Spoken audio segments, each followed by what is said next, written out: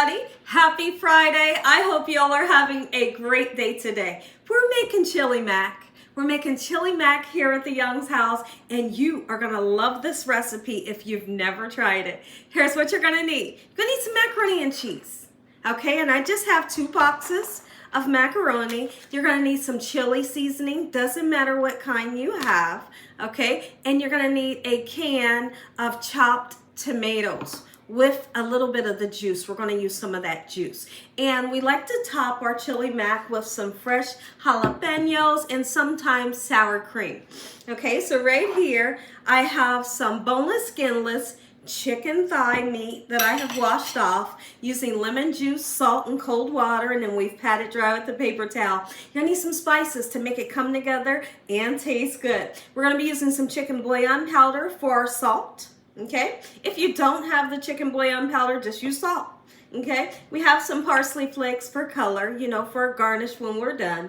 We have onion and garlic powder, some black pepper, and for our macaroni, I will be adding a little bit more cheese, just a yellow American cheese, a little bit of butter and milk. Make sure your hands are clean. Let's make chili mac that tastes absolutely amazing. First thing that we're gonna do is let's season up this chicken to perfection, make it taste good. We're gonna put it into this frying pan and give it a nice sear until it's fully cooked. We're gonna go right in with that chicken bouillon powder. Just like so. I'm going to put garlic and onion powder on. There we go. And you can use chicken breast if you want to. Okay? We're going to put some black pepper. Lovely. We're going to turn it over and season the other side. This chicken will not take long to fully cook because it's boneless and it's skinless. If it had a bone in it, well, you got to cook it much longer. But if you're wondering what the internal temperature should be for this chicken to get completely done, it's always going to be 165 degrees Fahrenheit. Then you know your poultry is done.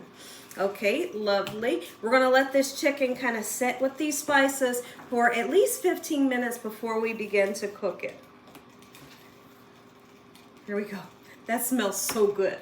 Chili mac can also be made with other meats, like if you wanted to use a ground beef or a ground turkey or even some type of like a turkey cutlet. You could do that as well. It's just for some reason when I make chili mac, I've always used chicken. And I can't steer away from it because I love the flavor of the chicken in my chili mac. Right? I just got 3 pieces because this is going to get shredded or, you know, chopped up, and 3 pieces is plenty enough. While our chicken is cooking, I have some water coming up to a boil so that we can begin to make our macaroni. Now, I decided I wanted to put a little bit of onion in here. So it's really your option if you want to use onion or not. I'm not going to use this full onion, just a little bit. I feel like it's going to make it taste spectacular, right? That's how you add on flavor. And you ever heard somebody say, ooh, they put their foot in that recipe? That's what this is. When you use your mind to think, what else can I do to amp up the flavor? Put some onions in it and saute them, right? Absolutely. All right, so let's do that. I'm going to chop it down, slice it or dice it however you want to do. Are you guys doing anything special this weekend? Happy weekend to everybody. I'd love to know what kind of weather you have, what you're doing this weekend, and what are you guys cooking? Are you making a Gina Young recipe? I would love to hear from you in the comment section below. So what I'll do, so I don't have to use another pan, is once I see that the chicken is like, let's just say 85 to 90% of the way cooked, I'll go ahead and put these onions right in the same pan and get them nice and sauteed, and along the way they'll pick up the flavor of the chicken. Let's just say you couldn't find one of these chili seasoning packets, or you just didn't want to go to the store and grab one. I'm going to tell you a chili seasoning mixture that you can use in replace of this. And it's always going to be cumin, paprika, and chili powder. So you use those 3 and you use a tablespoon of each, and you have this here. Go ahead and turn this chicken over. It's smelling pretty good in here. Oh my goodness, look at that. Lovely. I'm looking for that nice charred color, just like this. Oh yeah, and what I love about the chicken thigh is it never dries out. So it's definitely perfect for this recipe. And I want you guys to see a close-up of what this chicken is supposed to look like. Gorgeous. Now, we're gonna go ahead and put those onions in and let them begin to cook. In the meantime, we got some water over here boiling. I've salted the water. Anytime I'm making rice, potatoes, or noodles, salt the water to give it good flavor, okay? I'm gonna be using like 1.5 boxes of the noodles, and then that gives me 2 cheese sauces. In the past, you may have seen me make this exact recipe, and I turn around and put a can of cream of chicken soup in it, or cream of mushroom soup. You can do that as well. This recipe doesn't have that, okay? But it's still delicious, all right? These little bit of extra noodles here, don't worry, we save them. We put them in a freezer bag and use them for a later date. You know, we might be making like a pasta salad or something. We'll throw those noodles right in. Oh, this chicken smells amazing. Our chicken and onions is done. We're gonna take this chicken, chop it, dice it, shred it, whatever you wanna do. Just break it down in such a manner. This chicken has so much flavor, and all that flavor goes into your chili mac. Yum, yum, and super yum, right? Look at this. I'm refraining right now from taking a piece, and I swear, if I was not recording, I would have took like 3 bites for sure. And look, I only used 3 chicken thighs, but you can see once we get it nice and shredded, it makes for a nice amount. And look how our onions got. Oh, super delicious. In the meantime, our noodles, they're almost done. Almost done.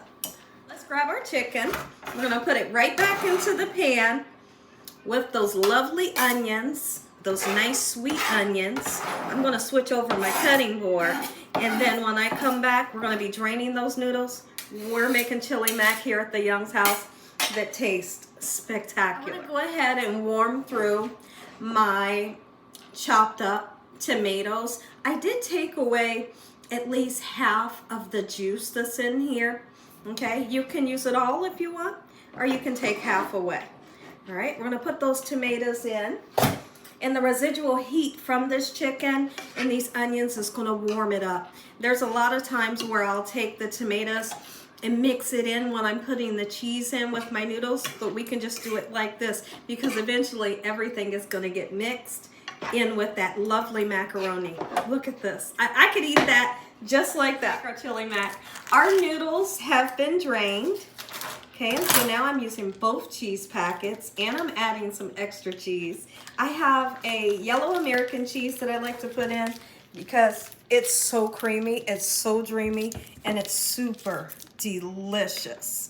All right, so we got our cheese in there. We're gonna put the other one in, but let's go ahead and put this mixture in too. Oh my goodness, let's get all of that out of that pan. Those sauteed onions, beautifully sauteed chicken, tomatoes. All right, let's put our other.